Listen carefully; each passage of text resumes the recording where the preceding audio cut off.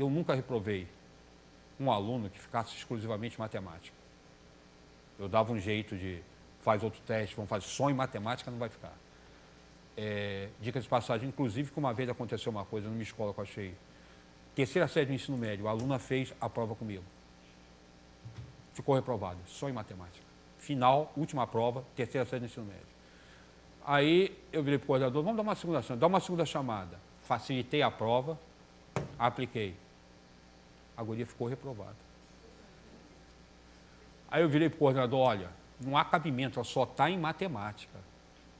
Vou preparar uma prova ridícula e aplicar para ela conseguir passar. Aí fiz uma prova fácil, entreguei. Quando a prova chegou na minha mão, eu não abri. Eu virei para o coordenador e falei assim, escuta, a aluna vai ter acesso à prova? Não, não vai ter. Essa prova ficar arquivada, ela não vai ver? Não. Quanto ela precisa para passar? 7. Dei o 7 e entreguei. Essa aluna foi a primeira colocada na PUC. E eu acompanhei durante 2 anos o curso dela. Ela foi brilhante durante os 2 anos que eu acompanhei. Eu teria reprovado o primeiro colocado em psicologia da PUC.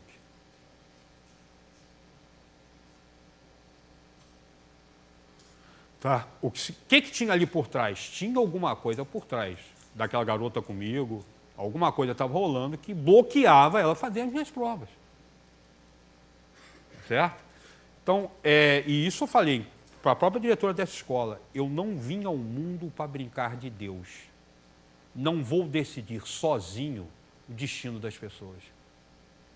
E isso o conselho de classe, para mim, é fundamental. Eu sempre quis fazer parte do conselho de classe para verificar se eu estava sendo injusto em alguma decisão. Eu estou decidindo a vida dos outros.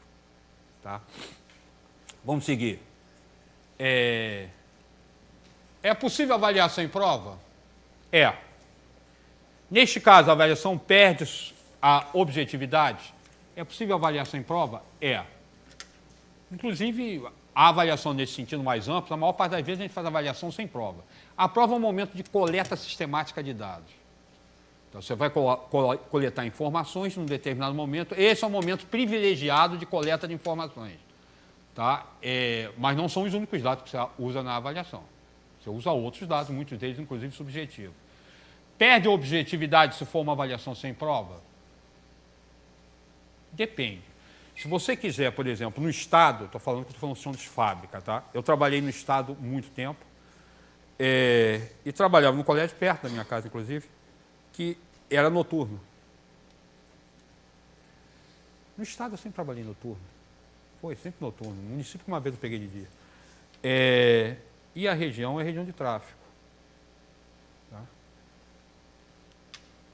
O que eu queria é que os moleques estivessem na minha sala. Aí eu fazia o seguinte, 10 pontos, 5 é por presença. Já no início do ano eu conversava com a galera. Se você faltar todas as minhas aulas, trate de tirar 10 na prova, porque a média para passar é 5. Na verdade, se faltar todas as minhas aulas, estaria reprovado, mas acho que a última lei até mudou isso, né? Permitir que você faltasse.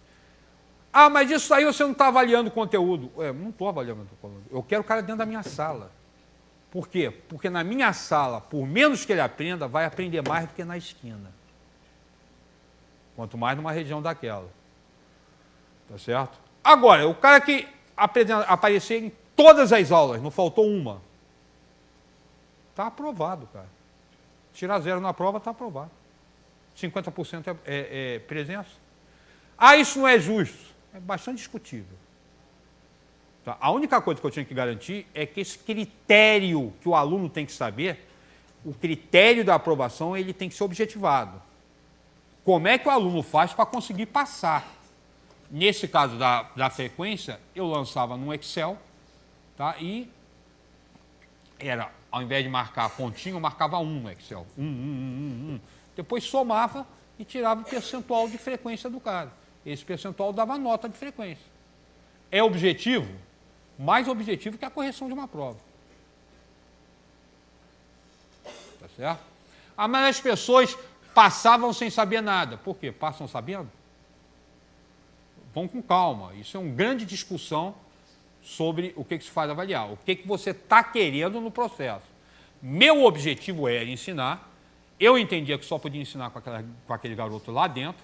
Tá? E o número de falta. No texto que eu dei para vocês, por exemplo, que eu usava um sistema de controle de trabalho em sala de aula, eu consegui uma coisa impressionante. Era colégios Alice Patini de Hélio, Parque São Vicente. Inclusive, quem me indicou foi uma amiga que depois eu chamei ela no canto e falei, escuta, outra indicação dessa eu te mato, quando eu peguei o endereço.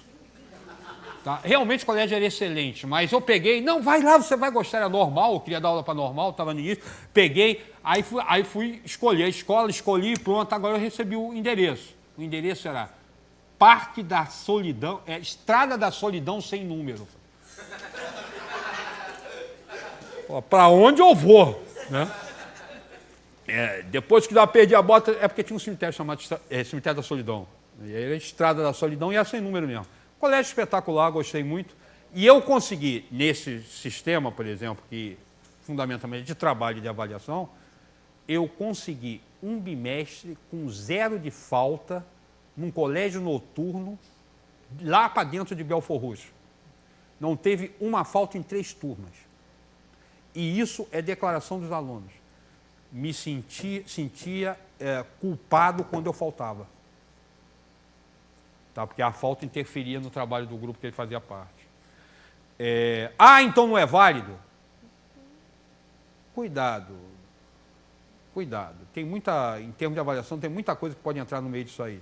Mas o problema da objetividade, o aluno tem que saber o que ele vai fazer para conseguir a aprovação, isso é fundamental. Tá? O que eu fiz aqui?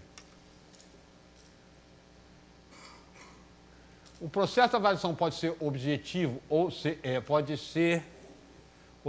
seja, independer da pessoa que promove a avaliação? Não. Toda avaliação é subjetiva. Por quê? Ela pode ser objetiva no ato da correção. Uma múltipla escolha, por exemplo, de concurso, ela é objetiva. Ninguém pode dar meio ponto. Se for uma correção de professor em sala de aula nossa, a correção é subjetiva. O que você vai considerar como meio ponto? Tá? Estou falando que eu pensava nisso, que eu brincava muito, que os alunos falavam na brincadeira. De vez em quando o aluno virava para mim e falava assim, professor, corrige com carinho essa prova. Eu falei, não. O destino de vocês depende do que tiver para eu jantar hoje. Se eu chegar em casa e tiver um empadão de palmito, eu falo, malandro, vou corrigir a prova com uma felicidade. Agora, se eu chegar em casa e tiver macarrão com salsicha, acabou, meu irmão. Pode se preparar. Nada contra o macarrão com salsicha, tá? Porque o macarrão com salsicha lembra a época das vacas magras de eu menino. Que não tinha nada, comprava macarrão com as salsichas em lata, cortava, comia.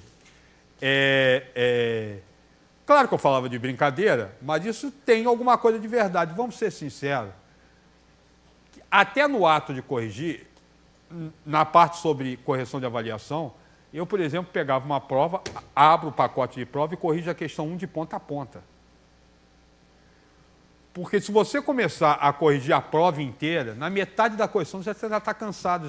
As pessoas que foram corrigidas no início não vão receber a mesma nota que a do final.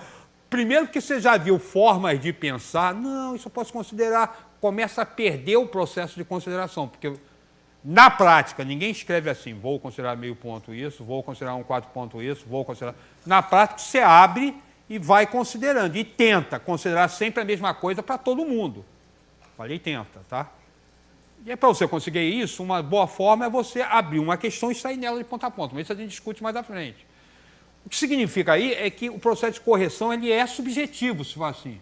Mas uma prova de concurso, ele é objetiva? Ela é objetiva? Objetiva no seguinte de ter objetividade, não ter subjetividade nenhuma. Não depender de quem elabora a prova. Não. Quem elabora a prova escolhe a forma que vai abordar. escolhe o que vai ser abordado. Tá certo? Isso perde a objetividade. Nunca uma prova é totalmente objetiva.